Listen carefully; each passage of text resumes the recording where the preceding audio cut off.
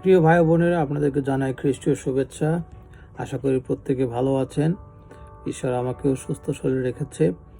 আজকে সুন্দর একটি বিষয় নিয়ে আমি আলোচনা করব, সেটা হলো পরম গীত 1 অধ্যায়। আমি পূর্বে বলেছিলাম যে পরম গীতটা আসলে এখানে প্রেমের বাক্যের কথা বলে, যেটা কিনা ঈশ্বরের উদ্দেশ্যে সলোমন লিখেছিলেন, এবং যিশুর আগমন সম্পর্কে, যে যিশু যে আমাদের কাছে আসবেন, আমাদেরকে উদ্ধার করবেন পাপ হইতে, সেই সম্পর্কে, এবং ইসরায়েল জাতিকে ঈশ্বরের কাছে সমর্পণ করেছিলেন, এবং ইসরায়েল জাতিকে বারবার সতর্ক করে দিয়েছেন যে আসলে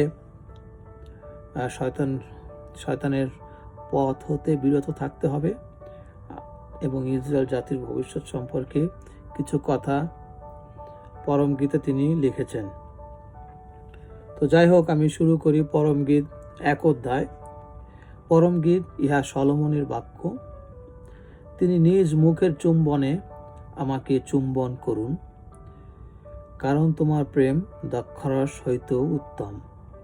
সলোমন তিনি এখানে বলছেন 2 পদে, তিনি নিজ মুখের চুম্বনে আমাকে চুম্বন করুন, কারণ তোমার প্রেম দ্রাক্ষারস হইতেও উত্তম। আমরা যদি যোহন 3 অধ্যায় 16 পদ দেখি, সেখানে বলা আছে, কারণ ঈশ্বর জগৎকে এমন প্রেম করিলেন যে একজাত পুত্রকে দান করিলেন। কাদের জন্য দান করলেন? এই মনুষ্য জাতির জন্য, আমাদের জন্য, যেন আমরা পরিত্রাণ পাই এবং আমাদের পাপ সকল ক্ষমা হয়। তো আব্রাহামের উদাহরণ দেখি। আব্রাহাম ইসহাককে অনেক ভালোবেসেছিলেন, কিন্তু ঈশ্বর যখন আব্রাহামকে বললেন যে ইসহাককে আমার নিমিত্ত বলিদান করো, আব্রাহাম ঈশ্বরকেও ভালোবাসতেন, এবং আব্রাহাম ঈশ্বরের কথা মতো সেটা করতে গিয়েছিলেন, এবং ইসহাকও বাধ্য ছিল। যখন আব্রাহাম ইসহাককে বলেছিল ঈশ্বরের ইচ্ছা, ইসহাকও সেই ঈশ্বরের ইচ্ছা এবং আব্রাহামের ইচ্ছা, পিতার ইচ্ছাকে গ্রহণ করেছিলেন। সেই জন্য সলোমন এখানে লিখেছেন, তিনি নিজ মুখের চুম্বনে আমাকে চুম্বন করুন, কারণ তোমার প্রেম দ্রাক্ষারস হইতে উত্তম।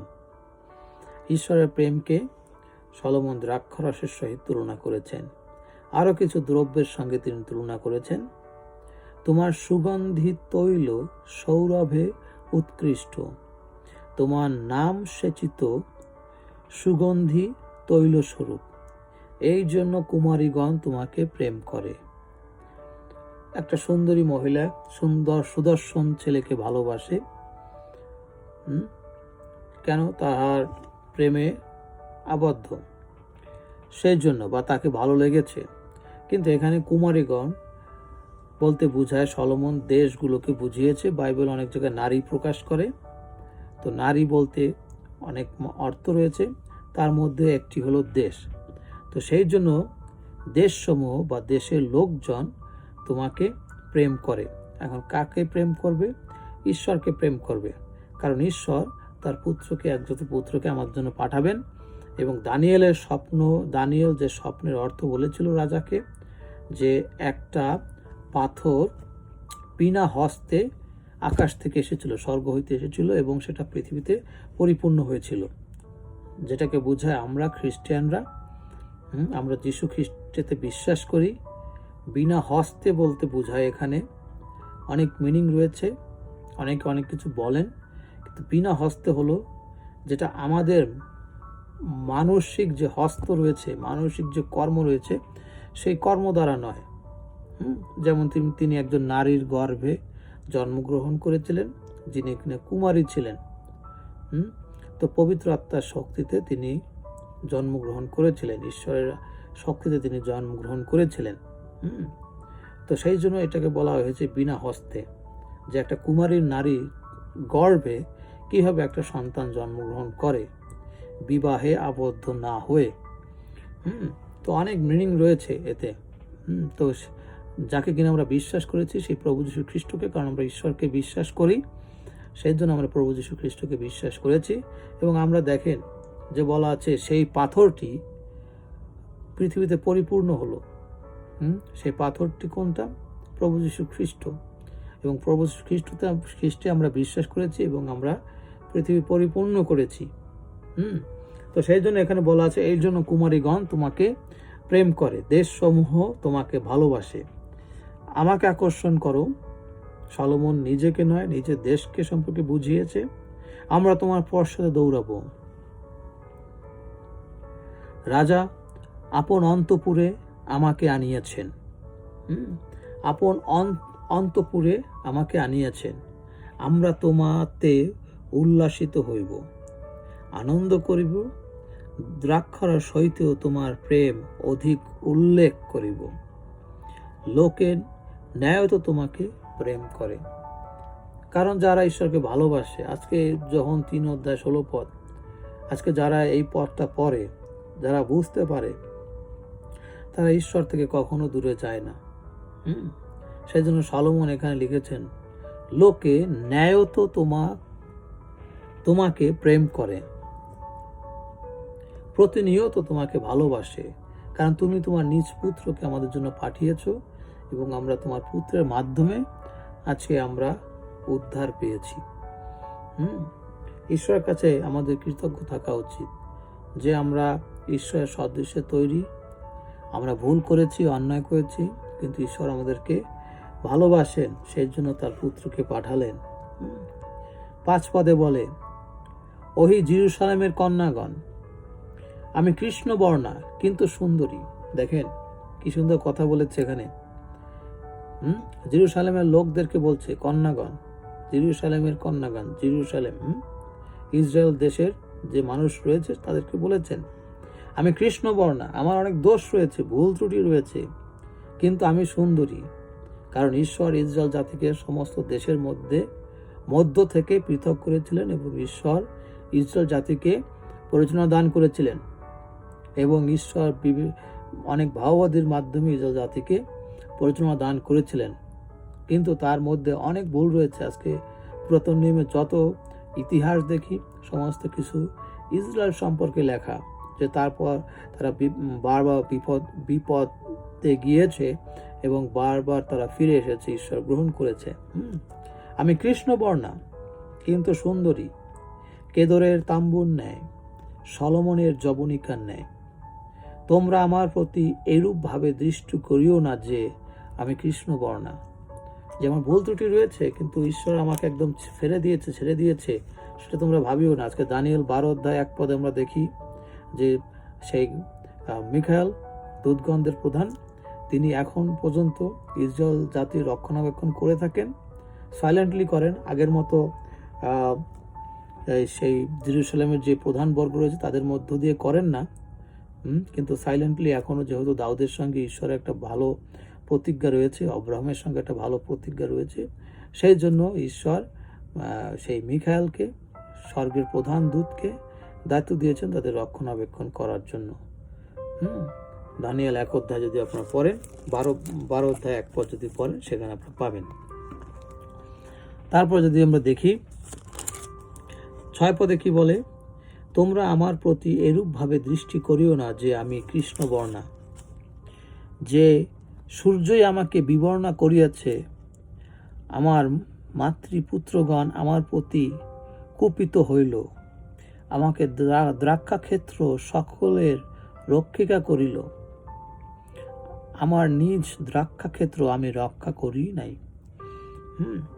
তো এখানে আমরা দেখি সলোমন তিনি লিখেছেন যে যে সূর্যই আমাকে বিবর্ণা করিয়াছে। সূর্য হলো, আমরা জানি প্রকাশিত বাক্য 12 সেখানে সূর্য এবং চন্দ্রের কথা বলা আছে, যা কিনা তাদের পরিচ্ছদ। তো এখানে ঈশ্বর আমাকে পরিত্যাগ করেছে, কারণ ঈশ্বরের অবাধ্য হয়েছে, ঈশ্বরের বাক্য তারা মানে নাই। মিথ্যা ভাববাদীর মাধ্যমে বলেছেন প্রভু যীশু খ্রিস্ট আসবেন, তারা শোনে নাই। সেই জন্য বলা আছে যে সূর্য আমাকে বিবর্ণা করিয়াছে। তো আমার মাতৃপুত্রগণ আমার প্রতি কুপিত হইল, আমাকে দ্রাক্ষাক্ষেত্র সকলের রক্ষিকা করিল। আজকে দেখি যে প্রভু যীশু খ্রিস্ট ইসরায়েলে জন্মগ্রহণ করেছিলেন এবং তিনি এক মহিলাকে বলেওছিলেন যে কিনা অনেকদিন ধরে রোগে ভুগছিলেন, যে খাদ্য সন্তানদের দেওয়ার কথা সেই খাদ্য কেন তিনি কুকুরদের দিবেন, পরজাতীয় মহিলাকে তিনি বলেছিলেন। তারপরও যীশুখ্রিস্ট পরজাতীয় সেই বৃদ্ধার বিশ্বাস দেখে তাকে সুস্থ করেছিলেন। তো যাই হোক, সলোমন এখানে লিখেছেন, আমাকে দ্রাক্ষাক্ষেত্র সকলের রক্ষা করিল, আমরা নিজ দ্রাক্ষাক্ষেত্র আমি রক্ষা করি নাই, যে তার নিজের দ্রাক্ষাক্ষেত্র আমি রক্ষা করি নাই, মানে তিনি যীশু খ্রিস্টকে, ইসরায়েল জাতি যীশু খ্রিস্টকে বিশ্বাস করে নাই। আজকে দ্রাক্ষা ক্ষেত্র বা দ্রাক্ষা যদি আমি বলি, দ্রাক্ষার যে গাছটা ছিল সেই গাছটা কিন্তু ইসরায়েলেই ছিল, কারণ দাউদের সঙ্গে ঈশ্বর প্রতিজ্ঞাবদ্ধ হয়েছিলেন যে তার সিংহাসনে একমাত্র তার পুত্রই বসবেন, যাকে কিনা আমরা বলি যীশু খ্রিস্ট। সেই জন্য যীশু খ্রিস্টকে বলা হয় দাউদ সন্তান।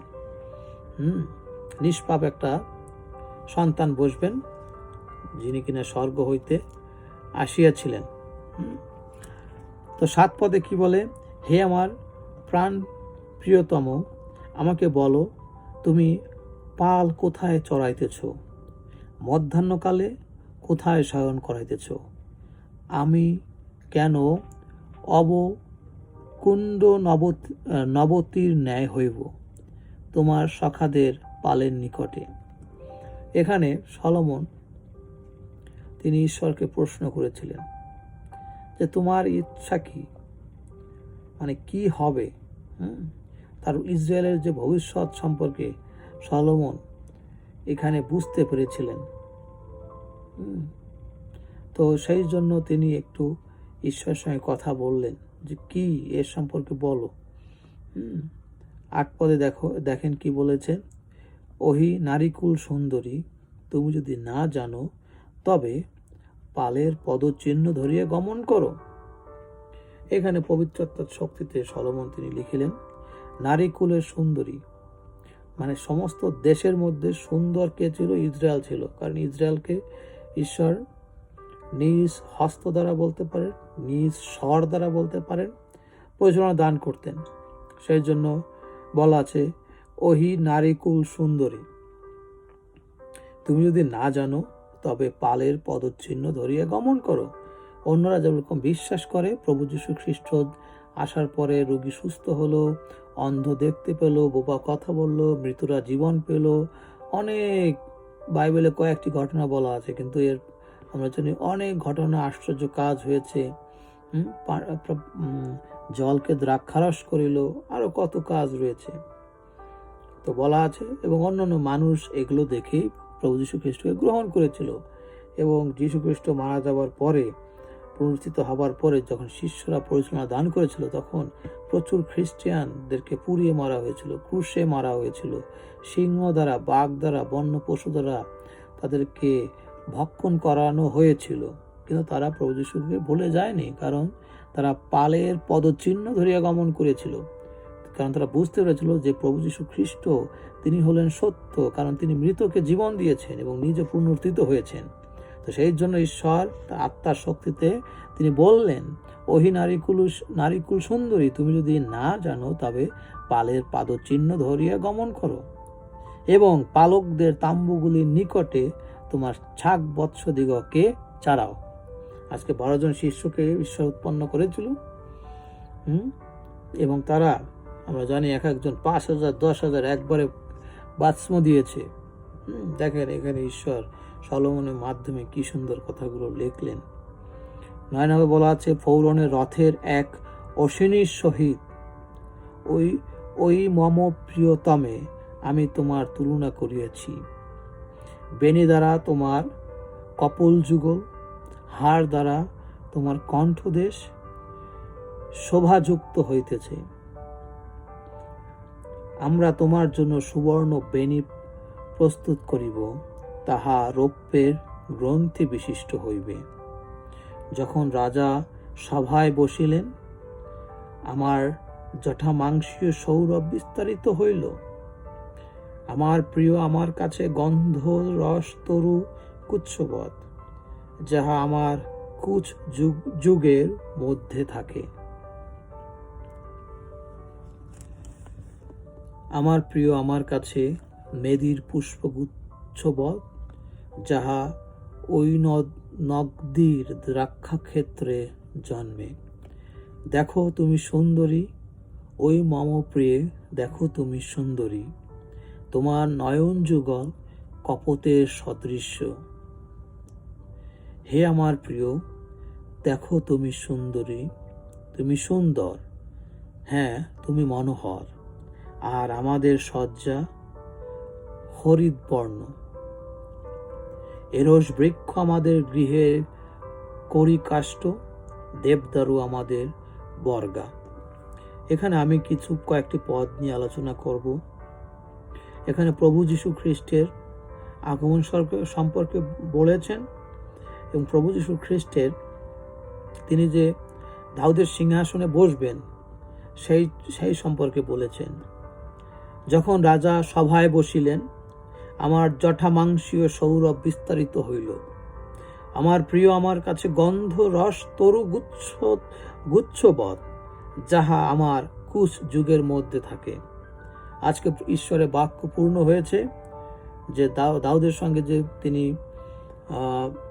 ভবিষ্যৎবাণী করেছিলেন, দাউদের সঙ্গে যিনি করেছেন, কমিটমেন্ট করেছিলেন যে তোমার সিংহাসনে একজন নিষ্পাপ পুত্র বসিবেন, তিনি হলেন প্রভু যীশু খ্রিস্ট। আজকে তিনি বসলেন। বলা আছে, আমার প্রিয় আমার কাছে মেদির পুষ্পগুচ্ছবৎ, যাহা ওই নগদীর দ্রাক্ষাক্ষেত্রে জন্মে। এখানে একটা জায়গার নাম বলা আছে, যে জায়গাতে দ্রাক্ষাক্ষেত্রটা খুবই ভালো ছিল, খুব উত্তম দ্রাক্ষা, মানে আঙ্গুর ফল তৈরি হতো। তো এটা বলা আছে ওখানে, যে ওই ক্ষেত্রে জন্মে যে একটা নিষ্পাপ শিশু জন্মগ্রহণ করলো, যে কিনা স্বর্গের থেকে এসেছে, যার কোনো পাপ নেই, যার কোনো ভুল ত্রুটি নেই। সে কোথায় জন্মগ্রহণ করলো? সে ঈশ্বর হইতে এসেছে, যাকে কিনা ঈশ্বরের সঙ্গেও তুলনা করা হয়েছে, কারণ তিনি সৃষ্টির প্রথম জাত। তো 15 পদে লেখা আছে, দেখো তুমি সুন্দরী, ওই মম প্রিয়ে, দেখো তুমি সুন্দরী, তোমার নয়ন যুগল কপোতের সদৃশ্য। এখানে প্রভু যিশুর সম্পর্কে বর্ণনা করেছেন, তাহার প্রেম সম্পর্কে বর্ণনা করেছেন, এবং মানে আমরা এটা বুঝতে পারবো যখন আমরা স্বর্গে যাব, যখন আমরা সব প্রভু যিশুকে দেখব, যে ঈশ্বর তাকে কি সুন্দর রূপে সাজিয়েছেন, তার সিংহাসন, তার রাজ্য, সবকিছু। হে আমার প্রিয়, দেখো তুমি সুন্দর, হ্যাঁ তুমি মনোহর, আর আমাদের সজ্জা হরিৎ বর্ণ। দেখেন কথাটা কি সুন্দর বলেছে, যে আমাদের সজ্জাটা হরিৎ বর্ণ, মানে চারিদিকে সবুজ ঘাস। চিন্তা করেন, মানে প্রচুর ভালোবাসা, মানে প্রভু যীশু খ্রিস্টের যে ভালোবাসা মানব জাতির জন্য, এখানে এই সবুজ ঘাস ছাড়া আর কিছু দেখা যায় না। প্রচুর ভালোবাসা। আজকে এত মার খেলেন, তারপরও একটা মুখে কোনো কথা বললেন না, কারণ তিনি বলেছিলেন, পিতা তোমার ইচ্ছায় সিদ্ধ হোক, আমার ইচ্ছা নয়।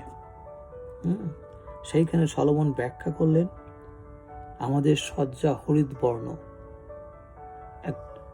যখন আমরা জানি ভালোবাসায় স্বামী স্ত্রী এক বিছানায় শোয়, তখন তারা এই সমস্ত কথা বলে থাকে, যে আমাদের প্রেম সর্বদা রয়েছে, আমাদের সজ্জা হরিৎ বর্ণ।